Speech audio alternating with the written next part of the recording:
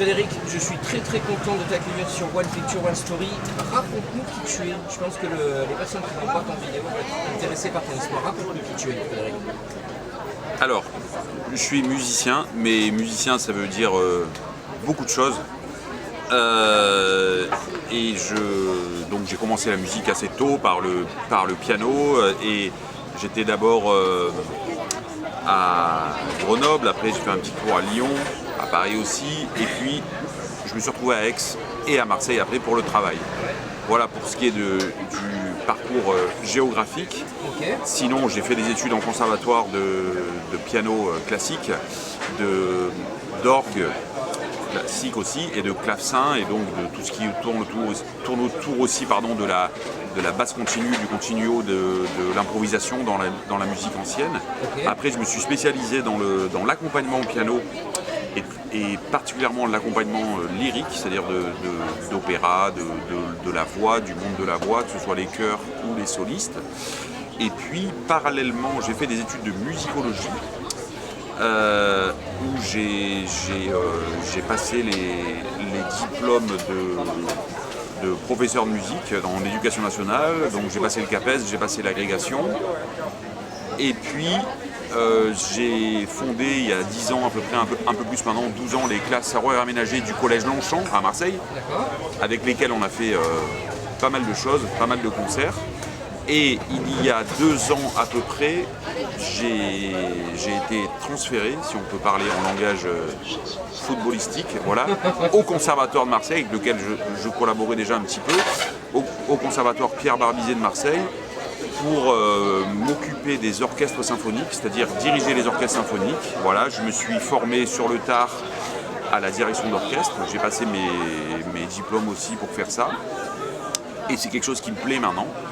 La musique est tellement riche que moi je trouve qu'on peut toucher à pas mal de choses. Enfin, en tout cas, je suis tellement curieux que j'ai toujours envie de faire plus en plus de choses et d'aller dans des domaines que je ne connais pas ou que je ne maîtrise pas. Donc maintenant, je dirige les orchestres symphoniques du conservatoire, des cycles 1, cycle 2, cycle 3, avec lesquels on fait des concerts, voilà. Je donne encore un peu des cours à la faculté d'Aix-Marseille à l'université en musicologie, pour la préparation à l'agrégation, ceux qui passent l'agrégation de musique, et aussi une sorte de cours général sur qu'est-ce qu'une œuvre d'art, le rapport entre l'art et la musique. Moi ça m'intéresse beaucoup les correspondances entre l'art et la musique. J'ai enseigné pendant 10 ans l'histoire des arts dans un lycée à Marseille, lycée très paupérisé, lycée Victor Hugo, où ça avait vraiment un sens, on apportait vraiment quelque chose aux élèves, je trouve. Et ça m'a toujours intéressé de contextualiser les œuvres musicales qu'on joue, ou qu'on étudie, ou qu'on écoute, et je trouve qu'on les comprend mieux quand on fait ça. Voilà. Donc, par ce biais-là, j'ai ce cours-là. J'ai aussi un cours au conservatoire en plus autour de la musique à l'image, ça veut dire musique et cinéma. On regarde des séquences de films divers et variés, ça peut être des films qui ont 100 ans, comme des films qui ont 20 ans, dans des styles très différents, et on regarde comment est structurée la musique, qu'est-ce qu'elle apporte à l'image, comment ça marche, qu'a voulu faire le réalisateur, qu'a voulu faire le compositeur et dans quel contexte c'est, historique, sociologique, voire des références artistiques autres. Dans ce cadre-là, je fais un petit peu des conférences parfois sur des sujets musicaux, mais qui ont toujours un rapport avec les autres arts, ou avec un exemple, un sujet que j'aime bien, c'est l'art et la musique dégénérée, par exemple, voilà, autour du nazisme et tout ça. Donc voilà, à côté de ça, je donne des concerts, évidemment, que ce soit en accompagnement souvent, hein, ou des fois tout seul, ça dépend. De la musique ancienne, voire très ancienne, voire contemporaine, voire des créations, ce que j'ai souvent fait avec mon acolyte mandoliniste Vincent Verdemandeur par exemple, mais aussi des musiques parfois qui ne sont pas classiques, qui s'éloignent un peu du répertoire savant, comme on dit, ce que j'ai fait avec la chanteuse Françoise Atlan, notamment. Voilà, avec ça, des fois j'arrive à parcourir quelques kilomètres, dizaines, centaines ou milliers selon où on peut aller jouer. Moi ça me plaît beaucoup. Et puis un projet particulier duquel je veux parler, qui n'existe pas encore, mais qui me tient particulièrement au cœur, c'est qu'à la rentrée de septembre 2023, là, avec le conservatoire et le CANS, le collectif des artistes lyriques et musiciens solidaires pour la solidarité, on fonde un petit orchestre d'enfants sourds au conservatoire qui porte un implant cochléaire ou une prothèse auditive, et on va essayer de les immerger dans le monde de la musique en leur montrant que les portes sont ouvertes pour eux, parce que je sais que ça peut leur apporter beaucoup de choses dans leur quotidien. Voilà.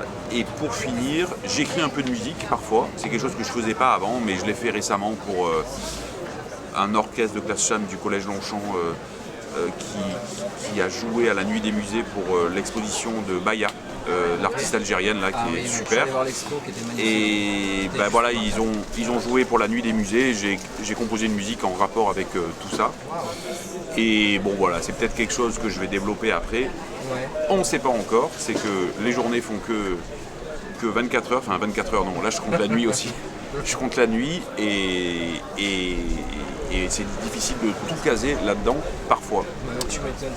Voilà. Eh bien écoute, tu as un sacré parcours, hein, Frédéric. Un sacré parcours et c'est bien parce que tu touches un peu un touche à tout et c'est ce qui fait ton originalité et je suis en admiration. Bravo. Je reviens un petit peu en arrière. Quel a été le déclic pour toi parce que là tu es musicien, tu es un peu un chirurgien musical, on va dire. Qu'est-ce qui a fait qu'il y a eu ce petit déclic parce que ça a commencé très tard, très tôt. Comment ça s'est passé en fait, le déclic pour toi? Tu savais ce que tu voulais faire ou pas du tout? C'est fait au fur et à mesure? Ça s'est fait au fur et à mesure, mais disons que quand on est petit et qu'on passe sa vie où nos parents nous amènent au conservatoire tous les 2 jours, ou tous les jours ou presque, qu'il faut faire 4 heures de piano par jour, ou 8 le week-end par jour, pendant les vacances, qu'il faut partir avec un piano et tout ça, on se pose pas trop la question. Après j'ai un grand frère qui est musicien aussi, qui est pianiste, qui est à Grenoble. Donc j'ai suivi la voix et puis ça me plaisait. Et puis quand on choisit de faire de la musique quand on est petit ou qu'on choisit un instrument, on n'a pas forcément conscience de ce qui nous attend après, ça c'est sûr. Et on voit que le côté ludique et pas forcément le côté travail excessif, acharné et aussi compétitif de la chose, qui n'est pas forcément toujours une bonne chose, même si pour réussir, il faut être dans la compétition.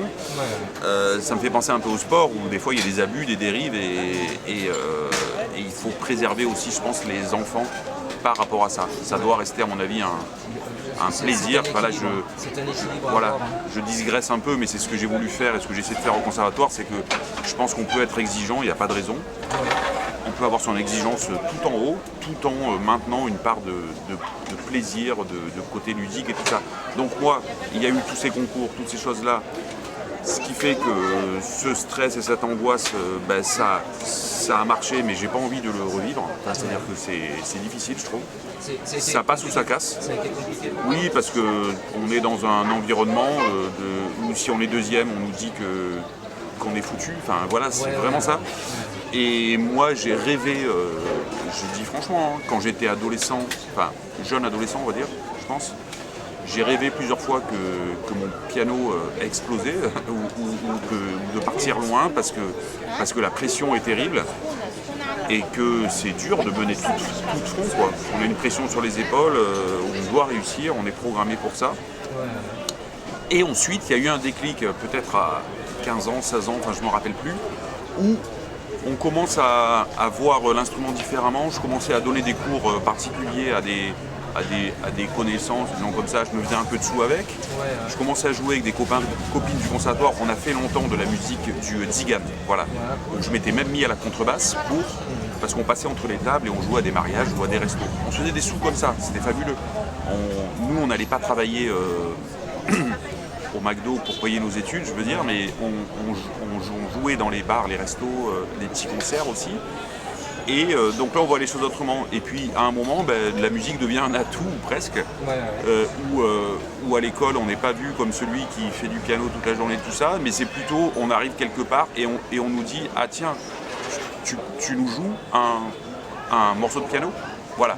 Donc, il y a eu ce déclic. Après, évidemment, ça m'a donné la force et l'envie de continuer. Et puis, ce qui était compliqué, ce qui est un peu compliqué en France, je trouve aussi, c'est que, outre le fait que de faire plusieurs choses différentes dans la musique n'est pas forcément très bien vu, parce qu'on aime bien mettre les gens dans des cases, que ce soit les instruments, les répertoires, ou alors il y a ceux qui jouent et il y a ceux qui en parlent, mais faire les deux c'est pas possible, alors qu'à mon avis c'est possible. C'est qu'en faisant la fac de musicologie, je m'attendais pas à ce qu'il y ait une guerre si forte entre le conservatoire, les techniciens pour eux, et la musicologie, c'est-à-dire ceux qui en parlent mais qui n'y connaissent rien, soi-disant pour le conservatoire de l'époque en tout cas. Donc ça a été difficile de choisir aussi, mais à un moment il fallait bien manger, et donc le fait de passer le CAPES d'abord en premier avant l'agrégation a fait que je suis devenu enseignant. Alors c'est pas par défaut, parce que ça m'a toujours plu la transmission, et je m'amusais bien autant avec une classe qui n'était pas musicien dans un collège. Moi j'ai commencé, la première année que j'ai fait, c'était au collège de la Belle de Mai ici. Je connaissais pas Marseille et tout ça. Alors moi je suis né à Marseille, mais mes parents sont partis très tôt, donc j'ai pas grandi ici, on peut dire. Je me suis retrouvé là, et en fait les élèves étaient quand même intéressés, parce que je leur jouais plein de piano, je leur jouais toutes les musiques qui passaient à la télé. À l'époque on regardait la télé. Et maintenant où je suis passé à autre chose, mais voilà, j'ai 20 ans de plus, enfin, ou même peut-être plus, et on évolue, on change, on n'a pas soi-même les mêmes. Moi je ne me vois pas faire toute la vie la même chose. La musique c'est tellement vaste que de toute façon une vie c'est pas suffisant, et même une vie pour Jean-Sébastien Bach, Debussy ou du jazz, c'est pas suffisant. Alors j'ai eu la possibilité de faire des choses différentes, et là de changer un peu de métier.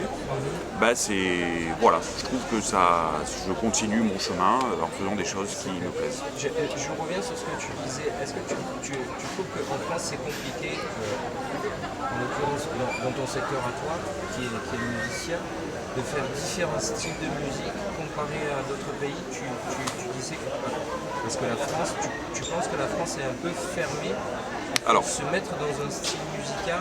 Est-ce que tu penses que... Je pense, alors je ne sais pas ce qui se passe exactement dans chacun des pays, mais je sais qu'il y a des pays limitrophes au nôtre où la formation est un peu différente, elle est un petit peu plus complète ou générale, on va dire. Alors qu'ici, déjà les études universitaires, alors c'est un peu mieux maintenant, franchement, mais ça reste dans les têtes, dans les habitudes, parce que les gens ne jouent pas comme ça non plus, et c'est que déjà l'éducation musicale au collège, moi on m'a dit toute ma vie, ah mais tu joues de la flûte à bec, voilà, ou alors ah mais tu lis la musique et tu joues de la musique, eh oui, sans blague, enfin voilà, alors que j'ai plein de diplômes de conservatoire et j'étais prof au collège, ça paraissait incroyable, parce que voilà, déjà des clichés comme cela, parce que c'est mal foutu de ce côté-là, enfin je sais pas, il y a quelque chose qui va pas dès le début. Ensuite, le fait de toucher à plusieurs styles, oui, c'est pas forcément très bien vu, on aime bien mettre les gens dans des tiroirs, alors déjà entre ceux qui en parlent et ceux qui en jouent, et même dans ceux qui en jouent, ceux qui font de la musique baroque, ils font de la musique baroque, ceux qui font du contemporain, ils font ça, ceux qui font... voilà, alors qu'il y a tas de choses intéressantes, il y a des tas de gens qui jouent un instrument, et puis où leur répertoire, où ils pensent que la musique commence à 1800, ou à 1850, ou à 1950, voilà. Mais on n'est qu'à la fin de l'histoire de la musique, la fin, et qui est en train, c'est pas la fin, parce qu'elle se développe encore. Alors moi qui ai appris le piano, après j'ai appris en même temps l'orgue et le clavecin, en fait je fais les trois, je fais surtout orgue et piano, et